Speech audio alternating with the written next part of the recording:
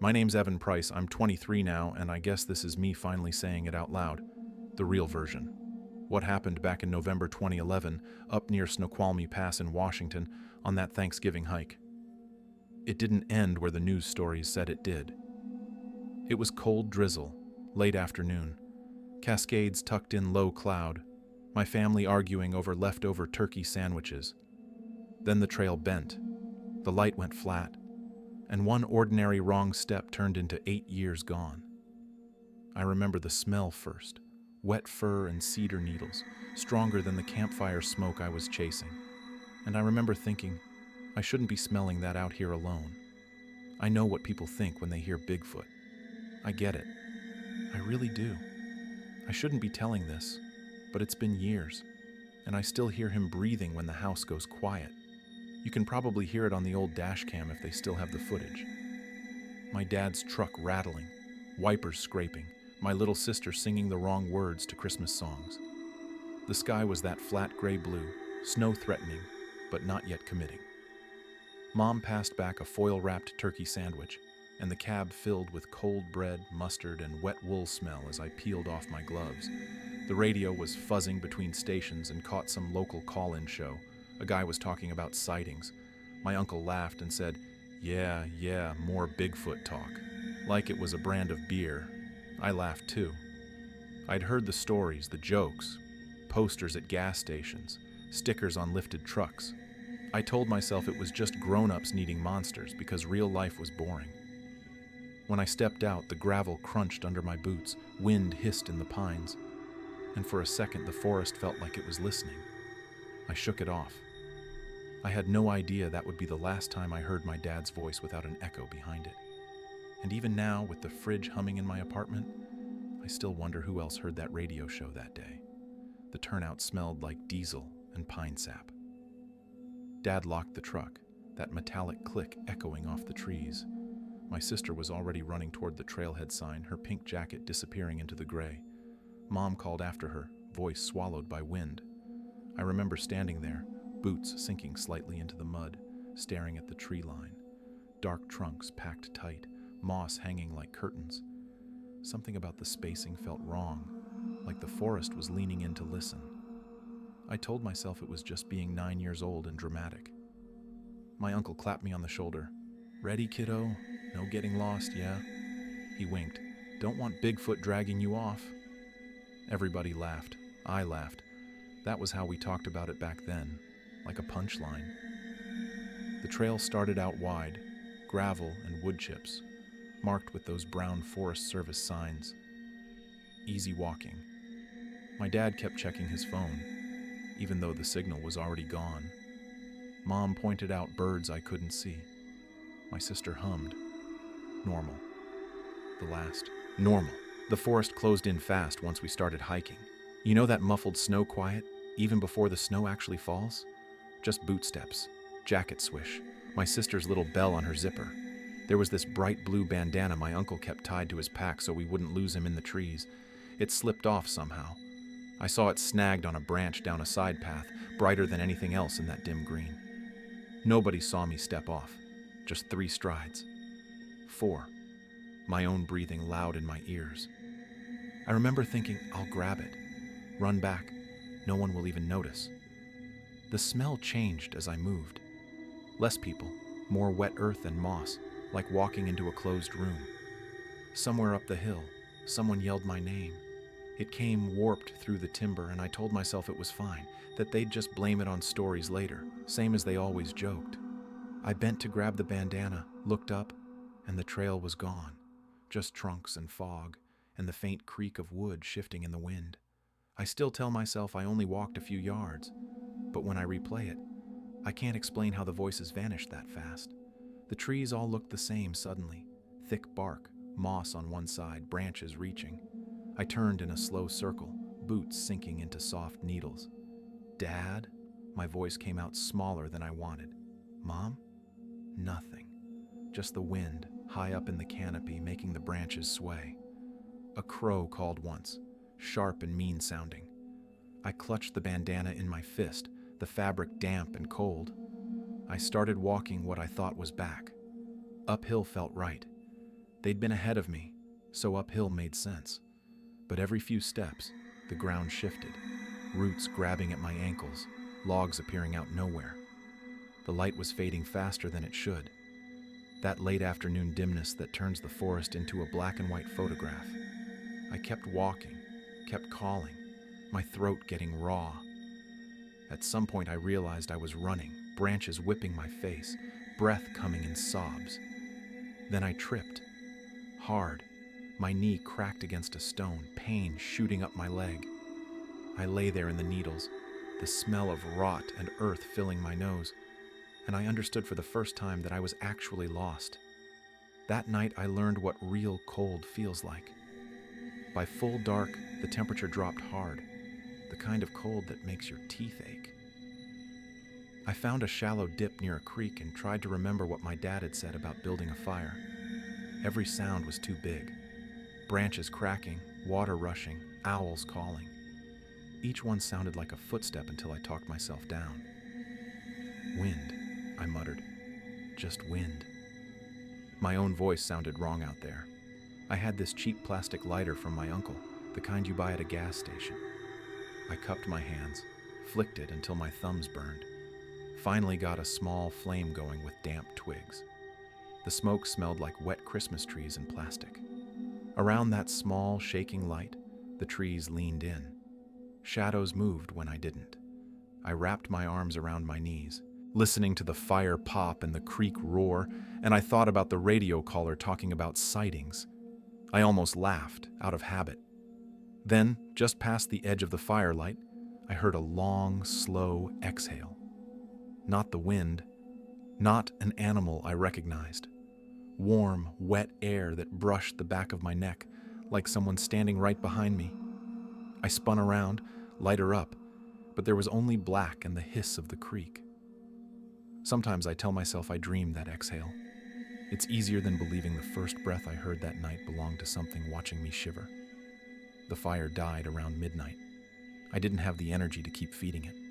The cold sank into my bones, made my fingers clumsy. I pulled my jacket tight, hood up, and pressed myself against the base of a big cedar. Sleep came in snatches. I'd drift off, then jerk awake at some sound, a branch snapping, the creek changing pitch. Once, I swear I heard footsteps, slow and deliberate, circling just outside where the firelight had been. I kept my eyes closed, told myself it was a deer, a raccoon, anything. But the smell was there again. Wet fur and cedar, thick and animal, hanging in the air like fog, and under it, something else. Something almost sweet, like crushed plants or old smoke. When dawn finally came, gray and cold, I opened my eyes and saw frost on the ground. My breath plumed white. The fire was a black smudge, the lighter sitting in the ash. And 10 feet away, pressed deep into the mud by the creek, was a footprint. When I woke up, the fire was ash and my toes were numb. Birds were just starting up. Small sounds, fragile. The fog had dropped low, dripping off the branches. I went down to the creek to splash my face and almost stepped in it. There in the mud, on the sandbar between two stones, was a footprint. Bare. No tread, no laces. Deeper than my whole boot, toes spread like a fan. Another one, half washed by the water, heading upstream. I stared at it so long my eyes watered. The mud smelled metallic and sweet, mixed with whatever musk was still hanging in the air. Wet fur and cedar, just faint, like someone had moved through a few minutes before. Probably some hiker, I said out loud, voice shaking. Big guy. The word I didn't want slipped out anyway. Or, I don't know, Bigfoot, right? I laughed once, thin and wrong. I hated how that word felt in my mouth, childish and stupid. I followed the prints a few yards until they vanished in gravel. The forest was too quiet again, like it was holding its breath. Part of me wanted to run the other way, back toward where I thought the trail might be. Another part, the bit already hungry and tired, wanted to follow whoever had feet big enough to crush branches like toothpicks. I still don't know which part of me made the choice. I just know the smell of cedar and wet fur got stronger as I went upstream. The creek led me higher into the mountains. The water was clear and cold, tasted like stone. I drank until my stomach cramped, then kept walking. The prints appeared now and then, always in soft ground, always heading the same direction. By midday, I was stumbling. My legs felt like wood. Hunger sat in my belly like a stone. I tried eating some berries I found, bright red clusters on a low bush. They were bitter, made my tongue tingle. I spit them out, afraid. The sun broke through the clouds once, briefly, and I saw how high I'd climbed. The valley spread out below, green and gray, stitched with logging roads. Somewhere down there, people were looking for me. Helicopters, maybe. Search dogs. Up here, there was just the wind and the prints and that smell, fading in and out like a radio signal. I kept walking. By the fifth night alone, my world had shrunk to the sound of my own stomach growling and the ache in my feet. I'd crawled under a big fallen cedar, the roots upturned like fingers, and packed leaves around me. The cold was a steady thing now, pressing in. I could smell my own sour sweat, damp wool, and still, always, that faint, wet fur and cedar on the air, like someone just out of sight. I kept telling myself survival shows, tricks from my dad. No such thing as Bigfoot, I whispered, teeth chattering. Just keep moving. Just stay warm. Sometime in the deep dark, when the wind dropped and the forest went still, I heard it. Knock, knock, knock. 3 solid hits, like someone taking a thick branch and hitting a hollow tree. Close. Then, after a heartbeat, the same 3 knocks farther away, answering. My first thought was hunters, playing around. Then I remembered hunters talk, yell, swear. Nobody spoke. Just those 3 measured sounds. Trees settling, I told myself. Branches falling. I pressed my fingers into my ears and tried to think about school, about the noise of the cafeteria, anything but those knocks. But the pattern is what did it. 3 and 3. Call and answer. I'd heard kids at gas stations joke that Bigfoot talked by banging on trees. I'd rolled my eyes back then. Under that cedar with frost creeping across the ground, I realized I wasn't alone. And I still don't know if that should have scared me more than it comforted me. Sometimes when the radiator in my apartment ticks at night, I hear that same 3-beat pattern hiding in the metal. I didn't sleep after the knocks, just lay there, eyes open, watching the dark. The cold made everything hurt. My fingers, my feet, my chest. Breathing felt like swallowing ice. Around dawn, I heard movement. Not knocks this time. Footsteps. Slow, heavy, deliberate. The kind of weight that makes the ground compress. They circled my shelter, paused, moved on. I held perfectly still. Part of me wanted to call out. Part of me knew better. When the sun finally came up, weak and pale, I crawled out from under the cedar. My legs barely held me. Everything was white with frost, the world turned crystal. And there, on a flat stone near where I'd been sleeping, was food. I went to sleep hungry enough that my bones hurt, mouth dry, tongue sticking to my teeth. The sky had been low and white all day, snow finally starting to fall in fat, wet clumps that turned the forest into a soaked blanket. I remember curling up against a mossy boulder, the smell of damp stone and rotten leaves in my nose, telling myself over and over that tomorrow I'd find the highway, that this wasn't how kids died in real life. No stories, just me being stupid. When I woke up, my fingers sticking to the rock from the cold, there was food in front of my face, laid out neatly on the flat top of the boulder.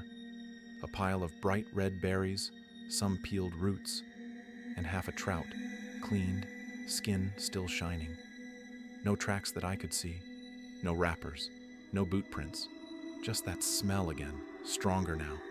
Wet fur, earth, and something like smoke, clinging to the air above the rock. I sat up slowly, every part of me buzzing between terror and relief. "Hello?" my voice cracked. "Is someone there?" No answer, just a crow calling far off and the drip of meltwater. This is dumb, I told myself. Some camper forgot their stuff. But campers don't peel roots for strangers or lay fish out like an offering. I hesitated, then took a bite. The trout was fresh, cold, clean. I cried while I chewed, from hunger and from something else I didn't have words for at 9. I don't believe in Bigfoot, I whispered into the trees, mouth full. But thank you. Sometimes I wonder if that was the first moment I said thank you to him, to whoever listened from just beyond the fog, where the faint sound of heavy breathing faded before I could decide which way it came from. The food gave me strength. Not much, but enough to keep moving. I followed what looked like a game trail, winding higher into the mountains. The snow came heavier, turning the world white and quiet. I found a rhythm: walk until exhausted, find shelter, sleep, wake to find more food, sometimes berries, sometimes nuts, shelled and piled neatly. Once, a chunk of honeycomb still dripping, wrapped in broad leaves. Never a note, never a voice, just that smell, and occasionally, far off, those 3 deliberate knocks. I started knocking back, 3 times on whatever tree was nearest. I don't know why. Maybe just to say I heard, maybe to say thank you. The forest felt less empty after that. The snow finally came hard, a white noise that swallowed the forest. I tried to keep moving, but each step felt like walking through wet cement. My cheeks burned, then stopped burning. That scared me more than anything. I remember tripping over a buried root and just staying down. Snowflakes landing on my eyelashes. The world went muffled, like when you duck under bathwater. The last clear memory from that day is the smell. Not just wet fur and cedar anymore, but warmer. Like animal breath and crushed pine needles, close as a blanket. And then this strange sense of weightlessness, my body tilting, my legs not touching the ground. People ask me what it felt like to be carried by a Bigfoot. I hate saying that word, but there isn't another one. I didn't see a face, not clearly, just an impression of wide, dark shape against the snow, the rasp of rough hair against my cheek, and a heartbeat under my ear, slow and steady. I woke under a rock overhang, wind howling outside but barely touching me. Something, had piled cedar boughs under and over me. They smelled sharp and green, drowning out everything else. There was a woven mat of reeds near my feet, old and frayed, like it had been used before. A place somebody came back to. I sat up too fast and the world spun. In the corner at the very edge of the shadow, I saw him. Not a clear outline, not like the drawings. Just height that made the rock ceiling look low, a bulk that almost blended into the stone and moss. I caught a breath, a small shift of weight, the shine of an eye when the light caught it. Then he turned away, slow, careful, and stepped out into the storm. "Wait," I croaked, my throat raw. Are you Bigfoot?" No answer, of course, just the sound of snow hitting the ground and the echo of his footfalls fading. Even now, part of me insists that I hallucinated that whole day. But my hands still remember the feel of those cedar boughs under my fingers, arranged with a tenderness no blizzard could explain. By the second year, time stopped being months and turned into sounds and seasons. Frogs at night meant one thing, the pitch of crickets another, snow melt, spring runoff, the return of certain birds, and him, the Bigfoot. I can say that now. Back then I called him the tall one in my head, because saying the other word felt like cursing. He didn't talk to me like in the movies. No English, no secret words. It was more patterns. Breath, posture, soft chest rumbles I felt more than heard, and knocks. We were above an old logging road one afternoon, watching dust plumes rise when trucks passed far below. The air smelled of sun-warmed sap and the faint, oily scent of old machines. He picked up a smooth branch and tapped it against a dead tree. Knock, knock, knock. Then he handed the branch to me. His hand dwarfed mine, but the movement was slow, careful, like he was afraid to break me. I copied him, the wood vibrating in my fingers. Knock, knock, knock. The sound echoed down the slope. Somewhere farther off, another set of knocks answered, same pattern. different rhythm. My chest tightened in a way I didn't understand, like hearing my last name called in a crowded room. "Is that talking?" I whispered. "Is that how Bigfoot talk to each other?"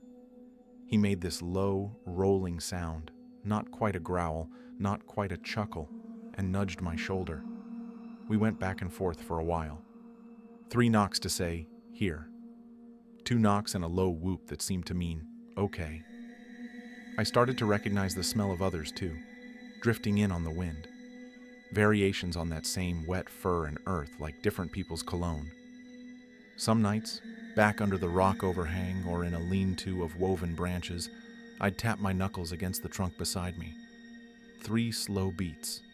I'd listen for an answer, for his reply. I tell myself I was just a kid playing a game, but deep down I know I was learning a language nobody else will ever take seriously. Even now, when the neighbor upstairs drops something, I flinch, waiting for those 3 deliberate knocks that meant, in their way, "You're not alone." The years blurred together. I grew taller. My voice started to crack. My boots fell apart, and I learned to walk barefoot, feet tough as leather. He showed me which plants were safe, which streams ran clean, how to read weather in the way birds moved. We never stayed in one place long. Always moving, always careful. Sometimes I'd see other shapes in the distance, tall and dark, moving through the trees. They never came close, but I felt their eyes. I learned that Bigfoot weren't just one. They were a family, a people, and I was somehow being allowed to stay. By then I was taller, my voice starting to crack when I muttered to myself. I'd grown into the forest, muscles hardened by climbing, feet tough from walking barefoot more than in boots. That day the air was hotter, dust hanging in the light. We stayed near the ridgeline, him always keeping a tree between us and the open sky. Down below, on the stripped hillside, machines crawled like insects, their engines a constant diesel drone. We lay behind a big log, bark rough under my fingers, the smell of chainsaw exhaust drifting up. A group of men in orange vests were gathered by the trucks, talking loud. Their words bounced in fragments on the wind. One of them laughed and pantomimed big stomping steps. Another raised his arms, did this mock roaring posture. I caught the word Bigfoot in their voices, followed by more laughter. I felt the tall one stiffen beside me. His breath changed, shorter, tighter. The usual warm smell of fur and pine around him took on an acrid edge, like burned sap.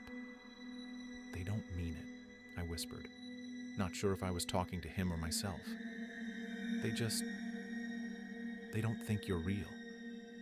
He shifted, placing one broad limb across my chest, holding me gently but firmly against the ground as a truck door slammed below.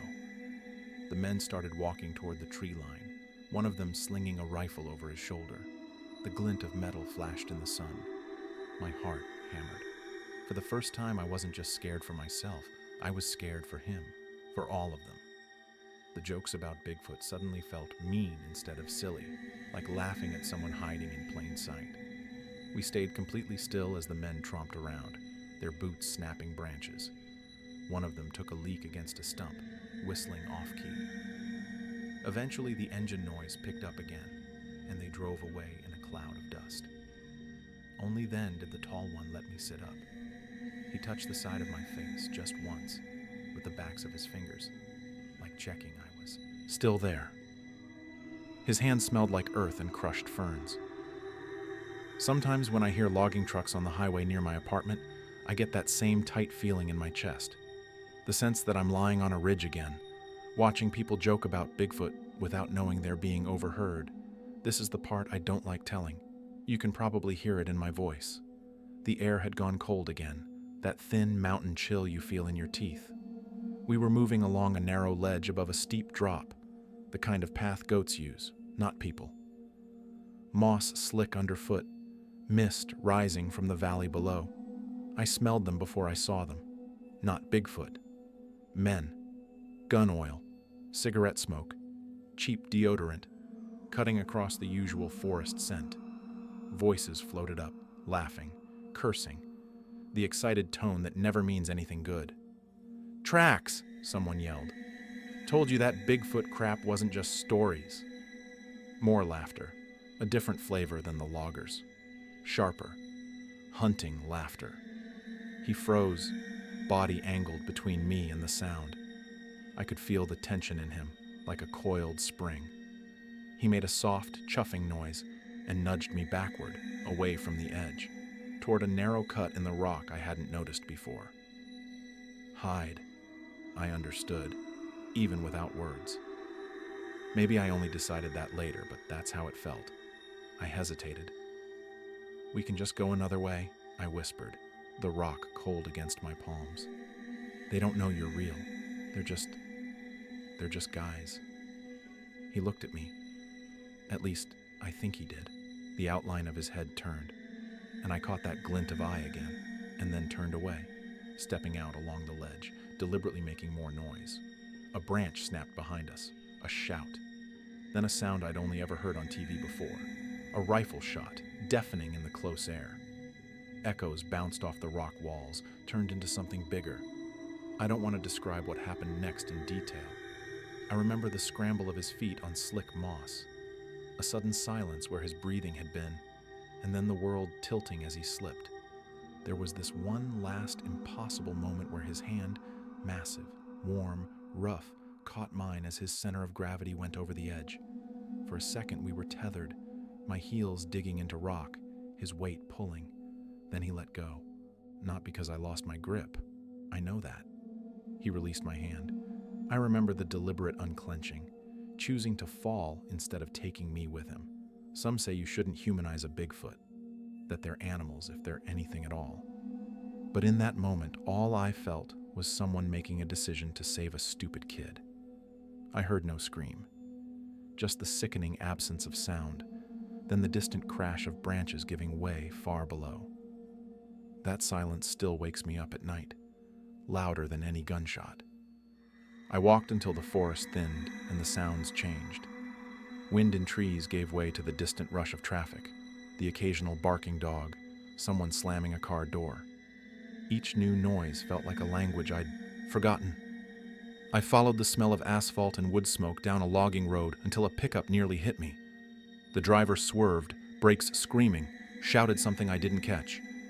Next thing I knew, I was under fluorescent lights, the buzz loud as chainsaws, wrapped in a blanket that smelled like bleach. They asked questions. A nurse with tired eyes, a sheriff with a notebook, a woman from some agency I never quite understood. The beep of monitors kept time with my heartbeat. "How did you survive out there all this time?" the woman asked, voice soft like we were in a library. 8 years, Evan. You were 9 when you went missing. I opened my mouth and almost said it. A Bigfoot raised me. The words crowded my throat. I saw their faces if I did. The way they'd tighten, the way their pens would pause, the way they'd maybe move me to a different kind of room with quieter locks. I just stayed near streams, I said instead. Found berries, built shelters. I watched survival shows with my dad. I guess I got lucky. My voice sounded fake even to me, smoothed over like river stones. The sheriff squinted. No one out there? You didn't see any campers? Hunters? No Bigfoot, huh? He chuckled, like he already knew the answer. I smiled weakly. No Bigfoot, I said. Just trees. But under the antiseptic, I could still smell wet fur and cedar in my nostrils, like it had soaked into my skin. I kept glancing at the corner of the room, half expecting a massive shape to be wedged there, trying to hide. That night, in the clinic bed, I tapped my knuckles against the metal rail. Knock, knock, knock. Quiet. No answer, unless you count the faint rhythmic click of the IV pump. Sometimes I think that was the first time I really betrayed him. You can hear the fridge humming behind me right now. The upstairs neighbor's TV bleeding through the ceiling. City sounds, sirens far off, occasional car tires on wet pavement. I still flinch at loud bangs. By the time I was 21, the news had stopped caring. Miracle Wilderness Boy was old content. My family moved away. We talk sometimes, but there's this gap now, 8 years wide, filled with trees they can't imagine. I started posting on forums, then doing small podcasts, telling parts of the truth, not all of it. I'd say, yeah, I think a Bigfoot helped me, or something like that. I'd laugh it off before they could. You and your Bigfoot stories, my cousin texted once, a little eye roll emoji at the end. You know nobody's going to take that seriously, right? I do know. But the other option is saying I was alone that whole time. And that feels more unbelievable to me than saying Bigfoot tucked me into cedar boughs. So, yeah, that's why I'm sitting here with this mic, talking to whoever finds this someday. The lamp in the corner throws this dull amber light on the wall, and the rest of the room is in soft shadow. My carved walking stick, the one I kept from those years, leans against the table, worn smooth, where my hand always held it. There's a single crow feather tucked into a crack in the wood. I still hate saying the word, but I'm going to anyway. Bigfoot. Not as a campfire story, not as a joke. As in, the one who found a lost 9-year-old on a freezing night in November 2011 and decided not to leave him.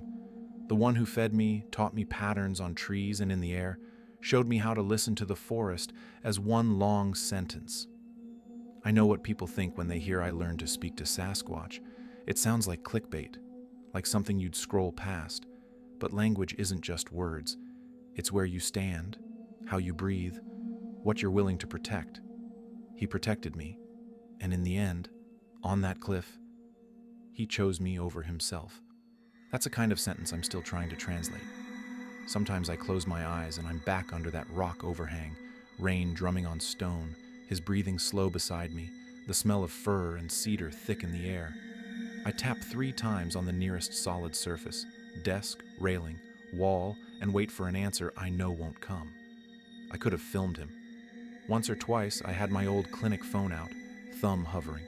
But every time I saw that image in my head, his hand letting go of mine, and I put it away. Proof would make him a target, not a person.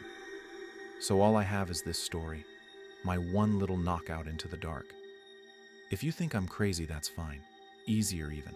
But when your house settles at night and you hear 3 slow knocks where there shouldn't be any, just pause a second before you blame the pipes. Because maybe somewhere out there, under gray skies and dripping firs, a Bigfoot is still knocking back, wondering why the boy he raised doesn't answer anymore. And that, more than anything, is what keeps me up, listening, for the sound I'm no longer sure is real.